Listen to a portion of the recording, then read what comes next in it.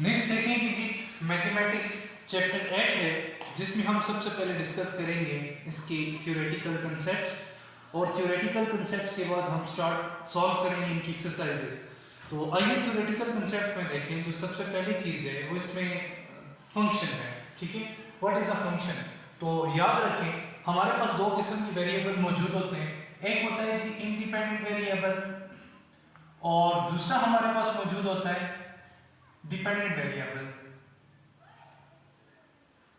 Dependent variable, अच्छा देखिए, let's suppose we are going to a trip. हम एक ट्रिप के ऊपर जा रहे हैं और हमारा ट्रिप किसके ऊपर डिपेंड करता है?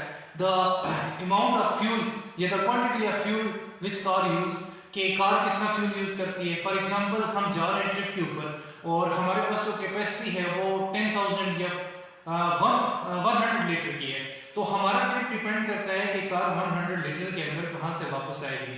और ये जो 100 लीटर है, ये जो है ये वेरिएबल है, ये इंडिपेंडेंट है। और ये जो amount of quality, amount of quantity, ये अमाउंट है, अमाउंट ऑफ पेट्रोल है, ये जो है इंडिपेंडेंट वेरिएबल है। और जो हमारा ट्रिप है ये डिपेंड कर रहा है उसकी अमाउंट के ऊपर या उसकी क्वांटिटी के ऊपर, हमारे पास कितना पेट्रोल मौजूद है।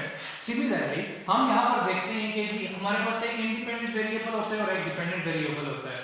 अब यहाँ पर फंक्शन में देखें, a function is a rule और करस्पॉन्डिंग, कि फंक्शन एक ऐसा रूल या करस्पॉन्डिंग होता है कि विच असाइंस ईच वैल्यू x, जो कि x की, x जो यहाँ पर है वो क्या है? Independent variable. मतलब कि जो इंडिपेंडेंट वेरिएबल की हर एलिमेंट को एक यूनिक, ठीक है, ये वर्ड यूनिक अभी हम डिस्कशन करेंगे कि इस वर्ड यूनिक से क्या मुराद है। एक यूनिक वैल्यू है किसके अंदर? डिपेंडेंट वेरिएबल की। ठीक है, अब यहां पर हम देखेंगे डायग्राम के थ्रू कि हमारे पास कौन से है फंक्शन, ये कौन सा नहीं है। और इसको फंक्शन को इसको रिप्रेजेंट करते हैं y f of x, जिसमें हमारे पास x जो होता है ये इंडिपेंडेंट वेरिएबल होता है और y जो होता है ये डिपेंडेंट वेरिएबल होता है। ठीक है, लेट्स सपोज हमारे पास एक फंक्शन है फ्रॉम x टू y। ठीक है, ये हमारे पास एक फंक्शन आ गया, ये आ गया जी x और ये आ गया y। उसके बाद देखें ये हमारे पास एलिमेंट्स हैं 1 2 3 4 और सेट y के अंदर हमारे पास एलिमेंट्स मौजूद हैं a b c d और f एक फंक्शन डिफाइन है फ्रॉम x टू y। अब हम देखेंगे कि कौन सी ऐसी कंडीशंस होती हैं जिसमें हम कह सकते हैं कि यस ये जो हमारे पास करस्पॉन्डिंग है, ये जो मैपिंग है, ये फंक्शन है। और कौन सी ऐसी कंडीशंस हो सकती हैं जिसमें हम कहेंगे कि ये जो हमारे पास करस्पॉन्डेंस है वो फंक्शन नहीं है। फॉर एग्जांपल सबसे पहले मैं आपको बताता हूं, ठीक है, कि जो x है, ठीक है, ये अच्छा ये जो x होता है इसको बोलते हैं जी डोमेन। जो एलिमेंट सारे के सारे फंक्शन के x में मौजूद होते हैं और ये जो y है ये हमारे पास होता है कोडोमेन। अभी हम नेक्स्ट जाके देखेंगे कि कोडोमेन और रेंज में डिफरेंस क्या है। ठीक है, अच्छा डोमेन के सारे एलिमेंट्स मैप होने चाहिए, फंक्शन की पहली कंडीशन। ठीक है, जो फंक्शन कोई भी सेट या करस्पॉन्डेंस फंक्शन है या नहीं है, उसके लिए जो पहली कंडीशन है, ठीक है, वो क्या है? वो कंडीशन ये है कि ऑल द एलिमेंट्स या all the members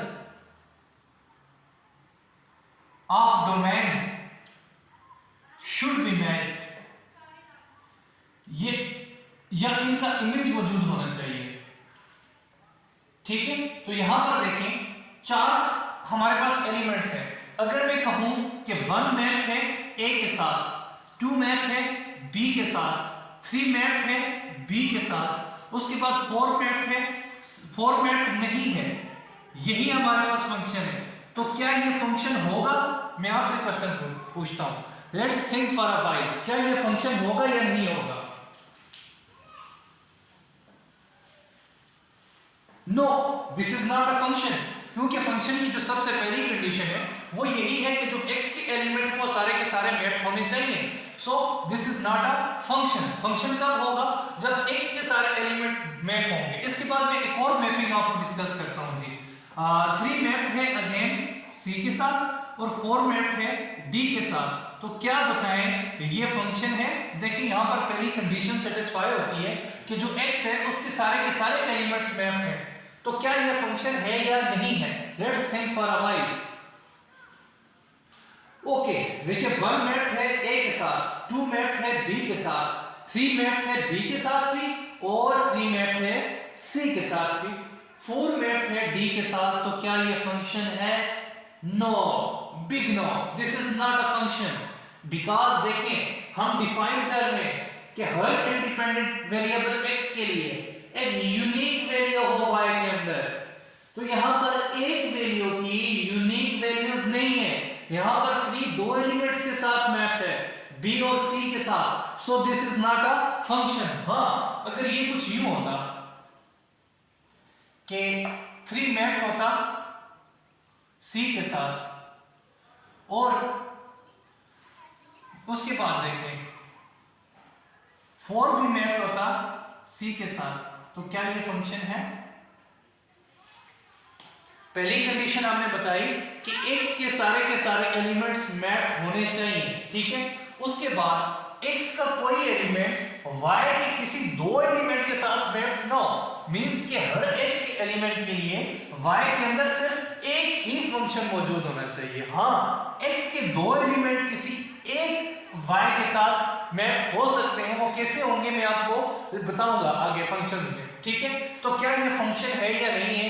yes, this is a function because there is a possibility. क्या पॉसिबिलिटी है कि लेट्स हमारे पास y is equal to x का एक फंक्शन है, आप x पुट करें 2 तो हमारे पास क्या आता है? 2 का स्क्वायर 4। आप x पुट करें -2 तो क्या आता है? 4। तो ऐसी पॉसिबिलिटी मौजूद है कि x की दो वैल्यूज हों और y की एक वैल्यू आए, ठीक है। अब यहां पर एक और चीज मैं आपको अपनी देसी वर्ड्स में समझाता हूं जो फंक्शन के लिए बहुत जरूरी है। देखें, जो x का सेट होता है, डोमेन होता है, इसको कंसीडर करें आप ये गर्ल्स हैं, और जो y का सेट होता है ये बॉयज हैं, ठीक है।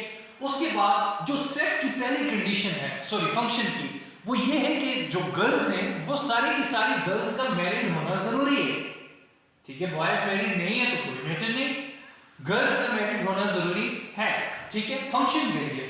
दूसरी चीज, हर गर्ल जो है, ठीक है, वो अच्छा ये जो पहला सेट है ये मैंने क्या कहा? सेट ऑफ गर्ल्स है, और दूसरा सेट ऑफ बॉयज है। तो पहली कंडीशन मैंने आपको बताई तमाम गर्ल्स मैरिड हो। दूसरी कंडीशन देखें, यहां पर एक गर्ल दो गर्ल्स किसी एक बॉय से शादी कर सकती हैं, ठीक है, इस नाम में 4 शादी की इजाजत है। तो यहां पर देखिए 3 भी मैंने किया हुआ है C के साथ, 4 ने भी मैरी किया हुआ है C के साथ, ठीक है, दुरुस्त है। लेकिन इज इट पॉसिबल कि 4 में मैरी किए हुए C के साथ और 4 ही मैरी कर रही है D के साथ? No, this is not possible. So यहां से हमें पता चलता है कि ये फंक्शन है या नहीं। तो पहली कंडीशन क्या थी? सारी गर्ल्स ने शादी की हुई हो।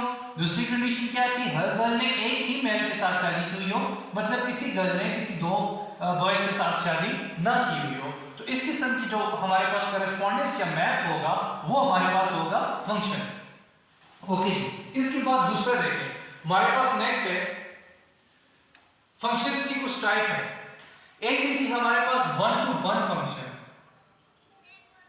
1 to 1 फंक्शन। दूसरा है हमारे पास ऑन टू फंक्शन। अच्छा याद रखिएगा 1 to 1 फंक्शन को सर्जेक्टिव फंक्शन भी बोलते हैं, और उसके बाद ऑन टू फंक्शन को इंजेक्टिव फंक्शन भी बोलते हैं। अच्छा, मैं थ्रू प्रॉपर आपको एग्जांपल से गाइड करूंगा कि 1 to 1 फंक्शन कौन सा होता है और उसके बाद ऑन टू फंक्शन या इंजेक्टिव फंक्शन कौन सा होता है, ठीक है। Let's take an example. हम एग्जांपल लेते हैं कि हमारे पास एक फंक्शन है दिस वन, x एक इसकी डोमेन है, y इसकी कोडोमेन है, a b c d 1 2 3 4, और नेक्स्ट हम इसमें एक और एलिमेंट ऐड करते हैं 5। ओके जी, 1 to 1 फंक्शन से मुराद ये है कि जो हमारे पास एलिमेंट्स हो, किसके? जो एलिमेंट्स हमारे पास मौजूद हो x के। ओके, अच्छा इससे पहले एक और कांसेप्ट देखते हैं डोमेन एंड रेंज का, उसके बाद हम डिस्कस करेंगे 1 to 1 फंक्शन कौन सी होती है। तो देखिए जो x के सारे एलिमेंट्स मौजूद होते हैं ये सारी हमारे पास डोमेन होती है। यहां पर डोमेन कौन सी है? 1 2 3 4, ठीक है, ये डोमेन होती है। और यहाँ पर दो चीजें होती हैं, एक कोडोमेन होती है और एक हमारे पास चीज होती है जी रेंज। ठीक है, अब ये जो कोडोमेन होती है, जो वायर के अंदर सारे के सारे एलिमेंट्स मौजूद होते हैं, इसे बोलते हैं कोडोमेन। देखिए यहाँ पर कोडोमेन क्या है, ए बी सी डी। और रेंज कौन सी होती है, वो जो इमेज होता है x का, देखिए 1 का इमेज a है, 2 का इमेज b है, 3 का इमेज c है और 4 का इमेज भी c है। तो a b c only images हैं, तो रेंज यहाँ पे हमारे पास क्या आ गई है, a b c, d range में इंक्लूडेड नहीं है। दूसरी चीज देखें कि जो x की वैल्यूज आप पुट करते हैं और उसके लिए आपके पास y की कोई ना कोई वैल्यू आती है, तो हम कहते हैं कि जी a जो है वो x का ये 1 का इमेज है, b जो है वो 2 का इमेज है, C जो है वो 3 और 4 के इमेज है।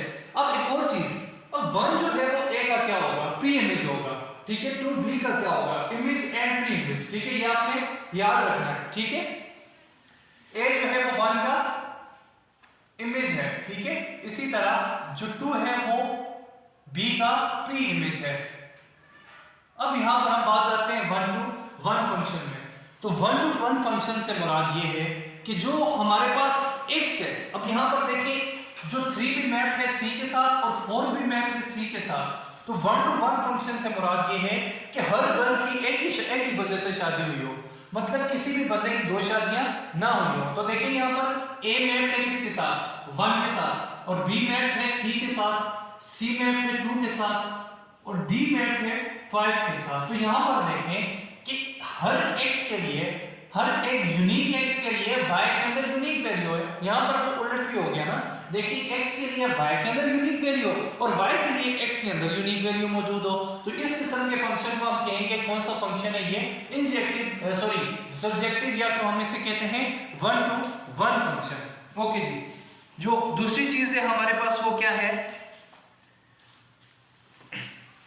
यहां पर 1 to 1 फंक्शन को हम कहते हैं इंजेक्टिव और R2 फंक्शन को कहते हैं सब्जेक्टिव। अच्छा, दूसरी चीज हमारे पास यहां पर क्या मौजूद है, ये चीज हमने क्लियर कर दी कि इंजेक्टिव फंक्शन वो होता है कि हर x के लिए y के अंदर एक यूनिक वैल्यू हो और y के लिए भी x के अंदर एक यूनिक वैल्यू हो। अब दूसरी चीज हम देखते हैं हमारे पास सब्जेक्टिव फंक्शन। सब्जेक्टिव क्या होता है, अगेन हम फंक्शन डिफाइन करते हैं फ्रॉम x टू y। ये एक फंक्शन है हमारे पास और ये हमारे पास है जो है, अच्छा यहां पर देखिए डोमेन क्या है, डोमेन एबीसीडी है और रेंज क्या है 1 2 3 एंड 5 है इसकी। अच्छा, एक और फंक्शन है ए बी सी, तो ये फंक्शन है from x to y।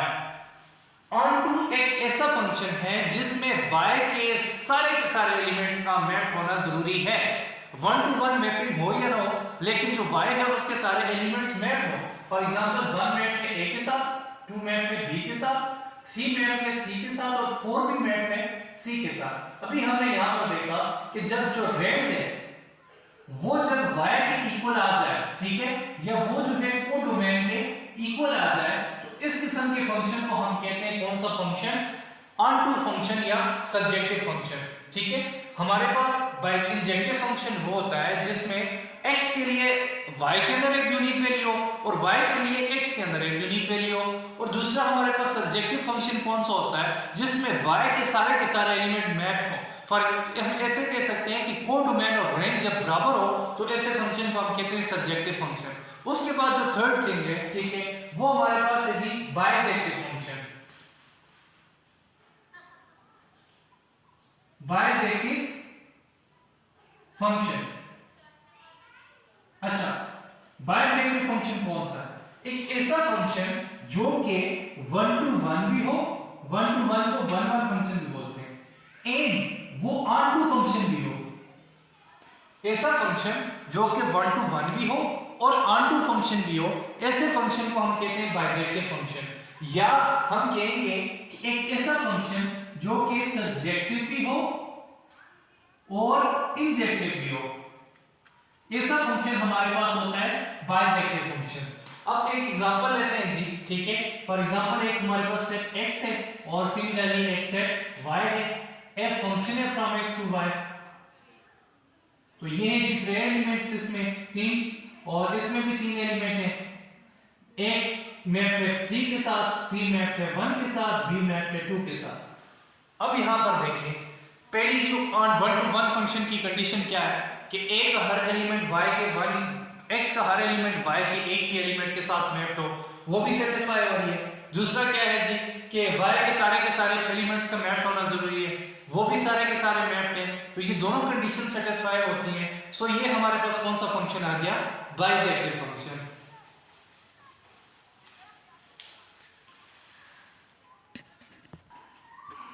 Okay ji, next जो इस चैप्टर में इस एक्सरसाइज की थ्योरी में डिस्कस करना है वो हमारे पास है लीनियर फंक्शन, उसके बाद क्वाड्रेटिक फंक्शन है, ठीक है, उसके बाद स्क्वायर रूट फंक्शन है और इनवर्स फंक्शन है।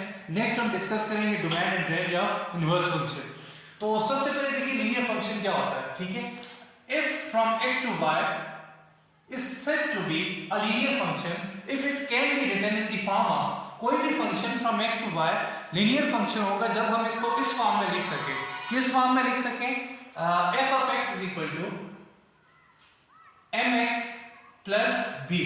जब किसी फंक्शन को and m is not equal to 0 इस फॉर्म में लिख सकेंगे तो ऐसे फंक्शन को हम कहते हैं जी लीनियर फंक्शन। और लीनियर फंक्शन अगर देखिए यहां पर एक और चीज है, इफ यहां पर अगर m यहां पर क्या हो जाए, 0 हो जाए, तो हमारे पास f of x क्या हो जाएगा, f of x हमारे पास हो जाएगा जी ओनली b, जिसको हम कहते हैं जी कांस्टेंट फंक्शन।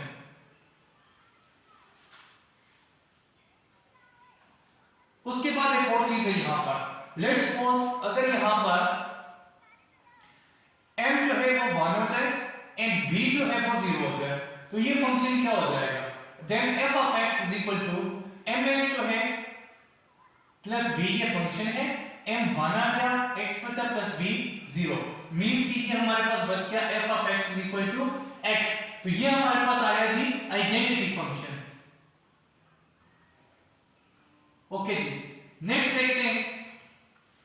उसके बाद दूसरी चीज क्वाड्रेटिक फंक्शन, जो कि हम ऑलरेडी डिस्कस कर चुके। ऐसा function if function x from x to y is a function, it is said to be a quadratic function if it can be written in the form of, इस form में, अगर इसको हम इस form में लिख सकें ax square plus bx plus c equal to, या फिर इसको लिख सकें f of x equal to ax square plus bx plus c।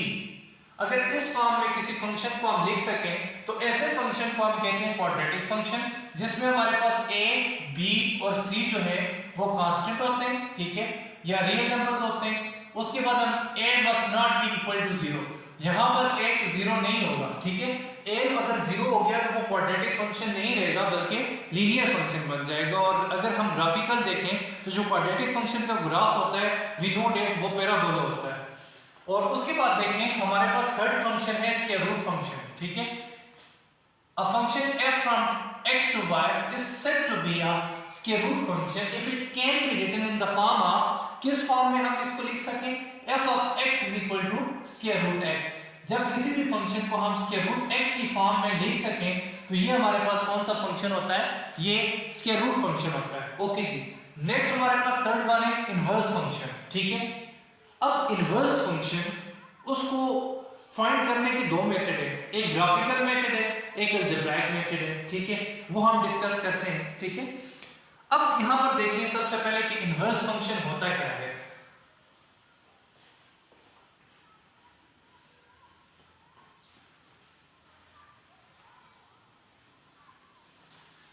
Late inverse function हम डिस्कस कर रहे हैं।